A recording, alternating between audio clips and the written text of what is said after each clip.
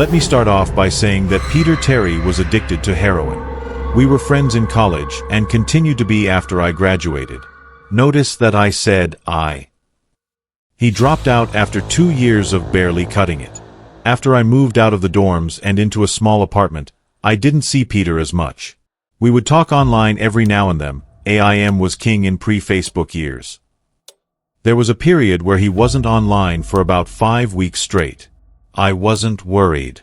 He was a pretty notorious flake and drug addict, so I assumed he just stopped caring. But then one night I saw him come on. Before I could initiate a conversation, he sent me a message. "David, man, we need to talk." That was when he told me about the NoEnd house. It got that name because no one had ever reached the final exit. The rules were pretty simple and cliché. Reach the final room of the building and you win $500, 9 rooms in all. The house was located outside the city, roughly 4 miles from my house. Apparently he had tried and failed. He was a heroin and who knows what the fuck addict, so I figured the drugs got the best of him and he wigged out at a paper ghost or something. He told me it would be too much for anyone, that it was unnatural. I didn't believe him. Why would I? I told him I would check it out the next night, and no matter how hard he tried to convince me otherwise, $500 sounded too good to be true. I had to. I set out the following night. This is what happened. When I arrived, I immediately noticed something strange about the building. Have you ever seen or read something that shouldn't be scary, but for some reason a chill crawls up your spine? I walked toward the building, and the feeling of uneasiness only intensified as I opened the front door. My heart slowed, and I let a relieved sigh leave me as I entered. The room looked like a normal hotel lobby decorated for Halloween. A sign was posted in place of a worker. It read, "Room 1 this way. 8 more follow. Reach the end and you win." I chuckled and made my way to the first door. The first area was almost laughable. The decor resembled the Halloween aisle of a Kmart, complete with sheet ghosts and animatronic zombies that gave a static growl when you passed by. At the far end was an exit, the only door besides the one I entered through. I brushed through the fake spider webs and headed for the second room. I was greeted by fog as I opened the door to room 2. The room definitely upped the ante in terms of technology. Not only was there a fog machine, but a bat hung from the ceiling and flew in a circle. Scary. They seemed to have a Halloween soundtrack that one would find in a 99-cent store on loop somewhere in the room. I didn't see a stereo, but I guess they must have used a PA system. I stepped over a few toy rats that wheeled around and walked with a puffed chest across to the next area. I reached for the doorknob and my heart sank to my knees. I did not want to open that door. A feeling of dread hit me so hard I could barely even think. Logic overtook me after a few terrified moments, and I shook it off and entered the next room. Room 3 is when things began to change. On the surface, it looked like a normal room. There was a chair in the middle of the wood-paneled floor. A single lamp in the corner did a poor job of lighting the area, and it cast a few shadows across the floor and walls. That was the problem. Shadows. Plural. With the exception of the chairs, there were others. I had barely walked in the door and I was already terrified. It was at that moment that I knew something wasn't right. I didn't even think as I automatically tried to open the door I came through. It was locked from the other side. That set me off. Was someone locking it as I progressed? There was no way I would have heard them. Was it a mechanical lock that set automatically? Maybe. But I was too scared to really think. I turned back to the room and the shadows were gone. The chair's shadow remained, but the others were gone. I slowly began to walk. I used to hallucinate when I was a kid, so I wrote off the shadows as a figment of my imagination. I began to feel better as I made it to the halfway point of the room. I looked down as I took my steps, and that's when I saw it. Or didn't see it. My shadow wasn't there. I didn't have time to scream. I ran as fast as I could to the other door and flung myself without thinking into the room beyond. The fourth room was possibly the most disturbing. As I closed the door, all light seemed to be sucked out and put back into the previous room. I stood there, surrounded by darkness, and couldn't move. I'm not afraid of the dark, and never have been, but I was absolutely terrified. All sight had left me. I held my hand in front of my face, and if I didn't know I was doing so, I would never have been able to tell. Darkness doesn't describe it. I couldn't hear anything. It was dead silence. When you're in a soundproof room, you can still hear yourself breathing. You can hear yourself being alive. I couldn't. I began to stumble forward after a few moments, my rapidly beating heart the only thing I could feel. There was no door in sight. Wasn't even sure there was one this time. The silence was then broken by a low hum. I felt something behind me. I spun around wildly but could barely even see my nose. I knew it was there though. Regardless of how dark it was, I knew something was there. The hum grew louder, closer. It seemed to surround me, but I knew whatever was causing the noise was in front of me, inching closer. I took a step back. I had never felt that kind of fear. I can't really describe true fear. I wasn't even scared I was going to die. I was scared of what the alternative was. I was afraid of what this thing had in store for me. Then the lights flashed for less than a second, and I saw it. Nothing. I saw nothing, and I know I saw nothing there. The room was again plunged into darkness, and the hum was now a wild screech. I screamed in protest. I couldn't hear this goddamn sound for another minute. I ran backwards away from the noise and fumbled for the door handle. I turned and fell into room 5. Before I describe room 5, you have to understand something. I am not a drug addict. I've had no history of drug abuse or any sort of psychosis short of the childhood hallucinations I mentioned earlier, and those were only when I was really tired or just waking up. I entered the NoEnd house with a clear head. After falling in from the previous room, my view of room 5 was from my back, looking up at the ceiling. What I saw didn't scare me, it simply surprised me. Trees had grown into the room and towered above my head. The ceilings in this room were taller than the others, which made me think I was in the center of the house. I got up off the floor, dusted myself off, and took a look around. It was definitely the biggest room of them all.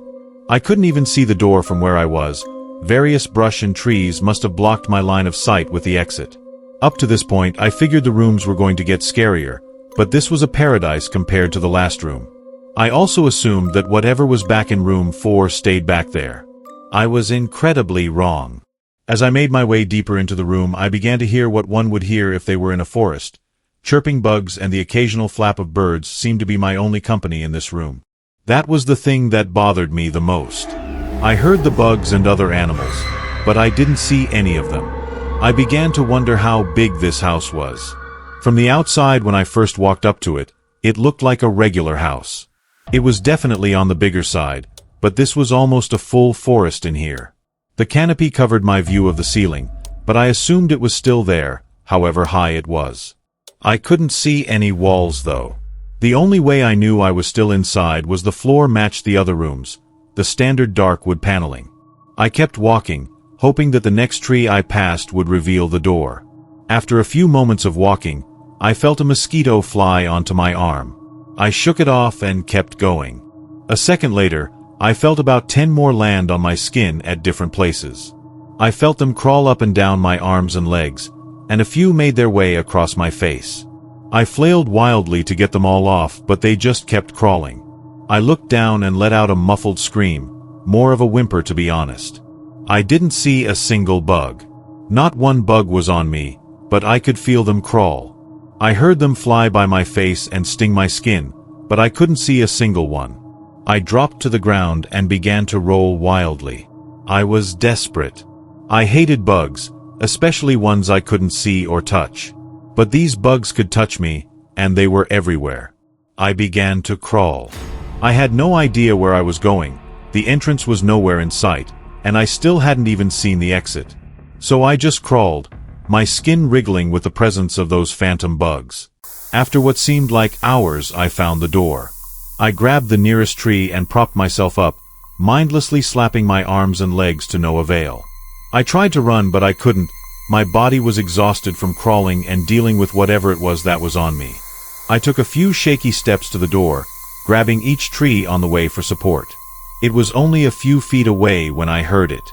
The low hum from before. It was coming from the next room, and it was deeper. I could almost feel it inside my body, like when you stand next to an amp at a concert. The feeling of the bugs on me lessened as the hum grew louder. As I placed my hand on the doorknob, the bugs were completely gone, but I couldn't bring myself to turn the knob. I knew that if I let go, the bug would return, and there was no way I would make it back to room 4. I just stood there, my head pressed against the door marked 6 and my hand shakily grasping the knob. The hum was so loud I couldn't even hear myself pretend to think. There was nothing I could do but move on. Room 6 was next, and room 6 was hell. I closed the door behind me, my eyes held shut and my ears ringing. The hum was surrounding me. As the door clicked into place, the hum was gone. I opened my eyes in surprise, and the door I had shut was gone. It was just a wall now. I looked around in shock. The room was identical to room 3, the same chair and lamp but with the correct amount of shadows this time. The only real difference was that there was no exit door, and the one I came in through was now gone. As I said before, I had no previous issues in terms of mental instability, but at that moment I fell into what I now know was insanity. I didn't scream. I didn't make a sound. At first I scratched softly. The wall was tough, but I knew the door was there somewhere. I just knew it was. I scratched at where the doorknob was. I clawed at the wall frantically with both hands, my nails being filed down to the skin against the wood. I fell silently to my knees.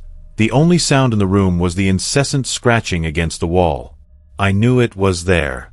The door was there. I knew it was just there. I knew if I could just get past this wall. Are you all right? I jumped off the ground and spun in one motion. I leaned against the wall behind me and I saw what it was that spoke to me, and to this day I regret ever turning around. The little girl was wearing a soft white dress that went down to her ankles. She had long blonde hair to the middle of her back and white skin and blue eyes. She was the most frightening thing I had ever seen, and I know that nothing in my life will ever be as unnerving as what I saw in her. While looking at her, I saw the young girl, but I also saw something else. Where she stood I saw what looked like a man's body, only larger than normal and covered in hair. He was naked from head to toe, but his head was not human, and his toes were hooves. It wasn't the devil, but at that moment it might as well have been. The form had the head of a ram and the snout of a wolf. It was horrifying, and it was synonymous with the little girl in front of me. They were the same form. I can't really describe it, but I saw them at the same time. They shared the same spot in that room, but it was like looking at two separate dimensions. When I saw the girl I saw the form, and when I saw the form I saw the girl. I couldn't speak. I could barely even see. My mind was revolting against what it was attempting to process. I had been scared before in my life, and I had never been more scared than when I was trapped in the 4th room, but that was before room 6. I just stood there, staring at whatever it was that spoke to me. There was no exit. I was trapped here with it. And then it spoke again. David, you should have listened. When it spoke, I heard the words of the little girl, but the other form spoke through my mind in a voice I won't attempt to describe. There was no other sound. The voice just kept repeating that sentence over and over into my mind, and I agreed. I didn't know what to do. I was slipping into madness, yet couldn't take my eyes off what was in front of me. I dropped to the floor. I thought I had passed out, but the room wouldn't let me. I just wanted it to end. I was on my side, my eyes wide open and the form staring down at me. Scurrying across the floor in front of me was one of the battery-powered rats from the 2nd room. The house was toying with me. But for some reason, seeing that rat pulled my mind back from whatever depths it was headed, and I looked around the room. I was getting out of there. I was determined to get out of that house and live and never think about this place again. I knew this room was hell, and I wasn't ready to take up a residency. At first it was just my eyes that moved. I searched the walls for any kind of opening. The room wasn't that big, so it didn't take long to soak up the entire layout. The demon still taunted me, the voice growing louder as the form stayed rooted where it stood. I placed my hand on the floor and lifted myself up to all fours, and I turned to scan the wall behind me. And then I saw something I couldn't believe. The form was now right at my back, whispering into my Ming how I shouldn't have come. I felt its breath on the back of my neck, but I refused to turn around. A large rectangle was scratched into the wood, with a small dent chipped away in the center of it. And right in front of my eyes I saw the large 7 I had mindlessly etched into the wall. I knew what it was. Room 7 was just beyond that wall where room 5 was moments ago. I don't know how I had done it, and maybe it was just my state of mind at the time, but I had created the door. I knew I had. In my madness I had scratched into the wall what I needed the most, an exit to the next room. Room 7 was close. I knew the demon was white behind me, but for some reason it couldn't touch me. I closed my eyes and placed moth hands on the large 7 in front of me. And I pushed. I pushed as hard as I could. The demon was now screaming in my ear. It told me I was never leaving. It told me that this was the end, but that I wasn't going to die. I was going to live there in room 6 with it. I wasn't. I pushed and screamed at the top of my lungs. I knew I was going to push through the wall eventually. I clenched my eyes shut and screamed, and the demon was gone. I was left in silence. I turned around slowly and was greeted by the room as it was when I entered, just a chair and a lamp. I couldn't believe it, but I didn't have time to dwell. I turned back to the 7 and jumped back slightly. What I saw was a door. Not one that I had scratched in, but a regular door with a large 7 on it. My whole body was shaking. It took me a while to turn the knob. I just stood there for a while, staring at the door. I couldn't stay in room 6, I couldn't. But if this was only room 6, I couldn't imagine what 7 had in store. I must have stood there for an hour, just staring at the 7. Finally, with a deep breath, I twisted the knob and opened the door to room 7. I stumbled through the door mentally exhausted and physically weak. The door behind me closed, and I realized where I was. I was outside. Not outside like room 5, but I was actually outside. My eyes stung. I wanted to cry. I fell to my knees and tried, but I couldn't. I was finally out of that hell. I didn't even care about the prize that was promised. I turned and saw that the door I just went through was the entrance. I walked to my car and drove home, thinking of how nice a shower sounded. As I pulled up to my house, I felt uneasy. The joy of leaving NoEnd house had faded, and dread was slowly building in my stomach. I shook it off as residual from the house and made my way to the front door. I entered and immediately went up to my room. I entered, and there on my bed was my cat Baskerville. He was the first living thing I had seen all night, and I reached to pet him. He hissed and swiped at my hand. I recoiled in shock, as he had never acted like that. I thought, whatever, he's an old cat. I jumped in the shower and got ready for what I was expecting to be a sleepless night. After my shower, I went to my kitchen to make some food. I descended the stairs and turned into the family room, and what I saw would be forever burned into my mind. My parents were lying on the ground, naked and covered in blood. They were mutilated to near unidentifiable states. Their limbs were removed and placed next to their bodies, and their heads were placed on their chests facing me. The most unsettling part was their expressions. They were smiling, as though they were happy to see me. I vomited and sobbed there in the family room. I didn't know what had happened. They didn't even live with me at the time. I was a mess. And then I saw it. A door that was never there before. A door with a large 8 scrawled on it in blood. I was still in the house. I was standing in my family room, but I was in room 7. The faces of my parents smiled wider as I realized this. They weren't my parents, they couldn't be. But they looked exactly like them. The door marked 8 was across the room, behind the mutilated bodies in front of me. I knew I had to move on, but at that moment I gave up. The smiling faces tore into my mind. They grounded me where I stood. I vomited again and nearly collapsed. Then the hum returned. It was louder than ever, and it filled the house and shook the walls. The hum compelled me to walk. I began to walk slowly, making my way closer to the door and the bodies. I could barely stand, let alone walk, and the closer I got to my parents, the closer I came to suicide. The walls were now shaking so hard it seemed as though they were going to crumble, but still the faces smiled at me. As I inched closer, their eyes followed me.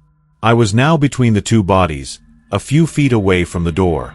The dismembered hands clawed their way across the carpet towards me. All the while the faces continued to stare. New terror washed over me and I walked faster. I didn't want to hear them speak. I didn't want the voices to match those of my parents. They began to open their mouths, and the hands were now inches from my feet.